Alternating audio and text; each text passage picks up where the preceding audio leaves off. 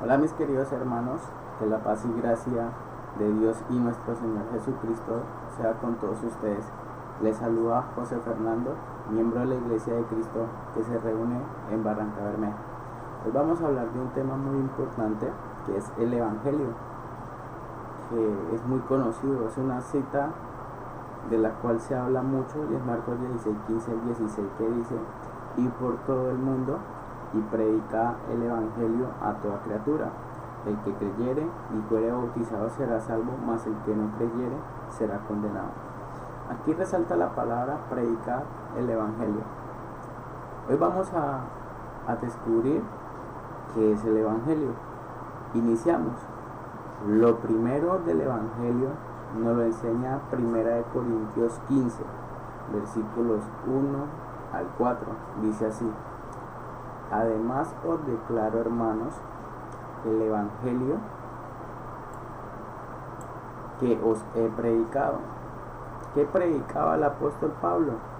El Evangelio, el cual también recibisteis, en el cual también perseveráis, por el cual asimismo, si retenéis la palabra que os he predicado, sois salvos, si no creísteis en vano. Acá nos enseña algo muy importante, que es lo primero del Evangelio. En los versículos 1 al 2 nos habla también de algo muy importante: si retenéis la palabra que os he predicado, es decir, las enseñanzas que dio el apóstol Pablo. Recuerdan que nuestro Señor Jesucristo enviaría al Espíritu Santo y les recordaría y les enseñaría. Eso equivale al Evangelio. Pero aquí lo primero del Evangelio nos lo enseña 1 Corintios. Dice: porque primeramente, fíjate bien, porque primeramente os he enseñado lo que asimismo recibí, que Cristo murió por nuestros pecados conforme a las Escrituras, y que fue sepultado y que resucitó al tercer día conforme a las Escrituras. ¿Qué nos enseñó? Lo primero del Evangelio es que Cristo murió, que fue sepultado y que resucitó al tercer día. También nos enseña unas palabras claves para aplicarlos a nuestra vida, que es que, vamos a resaltarlas: el predicar, el recibir, el perseverar y el ser salvos. Esto es importante también tenerlo presente. Debemos predicar la palabra de Dios. Cuando también escuchemos las enseñanzas de nuestros hermanos, no es palabra de hombre, sino palabra de Dios, porque habla conforme a la Escritura, 1 Pedro 4:11. Recibirlas, esas palabras que recibimos, aplicarlas y perseverar. ¿Para qué? Para poder ser salvos. Entonces es importante recordar esto: el Evangelio nos enseña cómo ser salvos y cómo mantener siendo salvos. Entonces aquí nos enseña 1 Corintios 15, lo primero del Evangelio. Y hago una pregunta, es una pregunta que todos nos deberíamos hacer: ¿el Evangelio solamente se le predica al inconverso? No, la respuesta es no, mis queridos hermanos. ¿Por qué? Vamos a Romanos 1,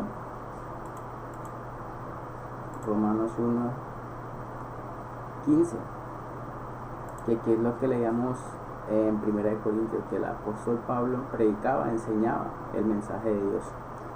Entonces dice: así que en cuanto a mí, pronto estoy a anunciaros el Evangelio también a vosotros que estáis en Roma.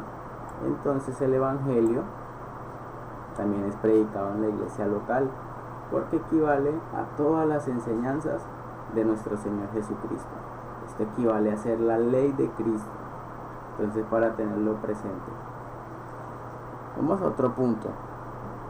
¿Qué recibieron los hermanos a los cuales Pablo predicó? Lo que él mismo recibió. Esto nos lo enseña Gálatas capítulo 1, versículos 11 al 12. Y aquí sale una pregunta muy importante. Mas os hago saber, hermanos, que el evangelio anunciado por mí no es según hombre, pues yo ni lo recibí ni lo aprendí de hombre alguno, sino por revelación de Jesucristo. Y la pregunta sería, mis queridos hermanos, ¿hoy se predica el mismo evangelio? ¿El evangelio que nosotros predicamos es el mismo que predicó el apóstol Pablo? Ojalá que la palabra sea sí, es el mismo. ¿Por qué? Porque hablamos conforme a las palabras de Dios. Esto nos lo enseña 1 de Pedro 4:11. Si alguno habla, hable conforme a las palabras de Dios. Es decir, que todo lo que hablemos, todo lo que enseñemos debe estar confirmado por la palabra de Dios. Aquí queda anulado el yo creo, el yo pienso, el a mí me parece, el supongamos. No, eso queda anulado. Hablemos con un escrito está. Entonces, mis queridos hermanos, acá nos enseñó qué es lo primero del evangelio, que es la muerte, la sepultura y la resurrección. También nos enseña que el evangelio se le predica a los cristianos, porque esto equivale a ser las enseñanzas de nuestro Señor Jesucristo, las que nos revela el Nuevo Testamento. Ahora, algo muy importante que es importante tenerlo presente, y lo hago en forma de pregunta: ¿el evangelio debe ser obedecido? Sí. El evangelio debe ser obedecido. ¿Por qué? Si no se obedece, ¿qué pasa? Vamos a 2 de Tesalonicenses 1:8.